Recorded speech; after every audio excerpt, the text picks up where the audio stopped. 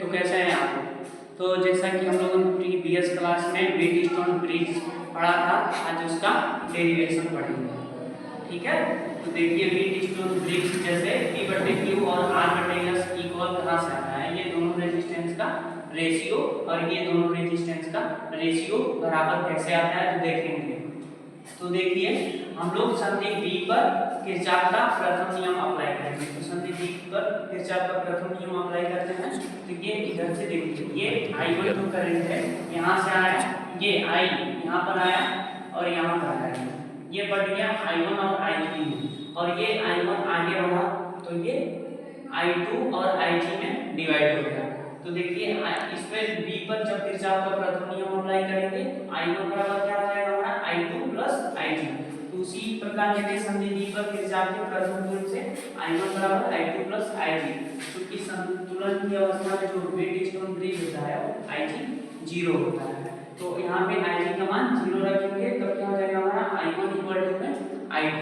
ये हमारा समीकरण नंबर 1 होगा। अब इसी तरीके से हम बिंदु D पर किरचॉफ के प्रथम नियम को अप्लाई करेंगे। तो देखिए किरचॉफ के प्रथम नियम से इधर से हमारा I3 करंट आ रहा है और इधर से हमारा I3 करंट आ रहा है और दोनों आके बिंदु D पर मिलके और इधर I4 के रूप में बाहर निकल जा रहे हैं। तो इसी प्रकार हमारा I3 और I3 का जो योग होगा I4 के बराबर होगा। I3 प्लस I3 बराबर I4। तो यहाँ चूंकि हम जानते हैं कि I3 संतुलन की अवस्था में 0 होगा, तब I3 क्या हो जाएगा हमारा I4 के बराबर हो जाएगा। तो ये हमारा समीकरण नंबर 2 I3 बराबर I4। अब देखिए यहाँ पे अब तो किरचॉफ का द्वितीय नियम अप्लाई करेंगे जो होता है मेश रूल, पास का नियम यहाँ पे अप्लाई करते हैं।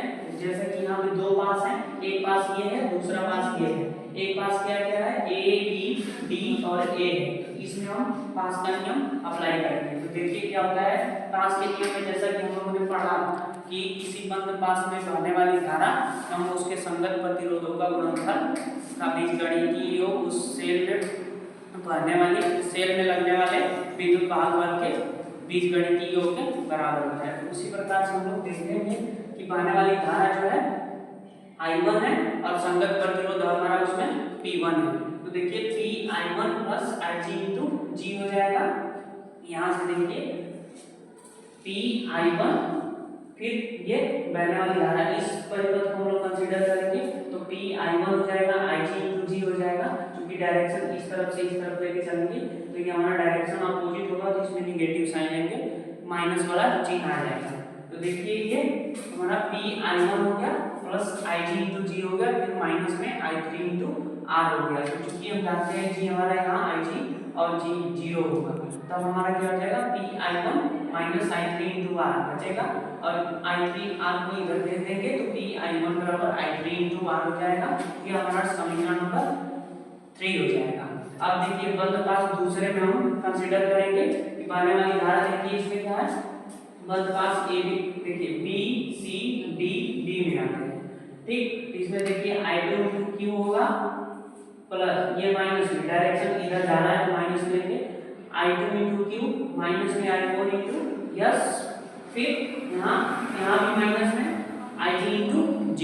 तो एक प्लस में होगा दो माइनस में होंगे। देखिए तब क्या होगा ये हमारा अब बंद परिपथ B C D D में अभी मैंने बताया I2 इंटू Q बाकी दो माइनस में I4 into yes minus Ig into G equal to 0। यहाँ पे Ig को 0 रखेंगे तब हमारा इक्वेशन बनेगा I2 इंटू Q बराबर में I4 इंटू S, समीकरण नंबर 4। जब समीकरण अब देखिए नेक्स्ट स्टेप में करेंगे क्या, इस 3 में 4 का भाग करेंगे। 3 में जब 4 का भाग करेंगे हमारा देखिए P(I1) बटे में I2Q हो जाएगा। P(I1) अपान में I2Q बराबर में ये I3R अपान में I4S, I3R अपान में I4S। क्योंकि हम समीकरण 1 और 2 से जानते हैं I1 है I2 के इक्वल और I3 है I4 के इक्वल। तो देखिए यहाँ पे क्या होगा I1 बराबर I2 एंड I3 बराबर I4। समीकरण नंबर 1 और 2 से देख लीजिए, तब इस प्रकार हमारा क्या हो जाएगा I1 से I2 कैंसिल हो जाएगा और I3 से I4 कैंसिल हो जाएगा, एक दूसरे से ये कट जाएंगे और बचेगा केवल हमारा P/Q बराबर R/S। ये था हमारा व्हीटस्टोन ब्रिज का सिद्धांत जिसका हम लोगों ने डेरिवेशन देखा। अब नेक्स्ट स्टेप में हम लोग पढ़ेंगे मीटर सेतु। Thank thank you.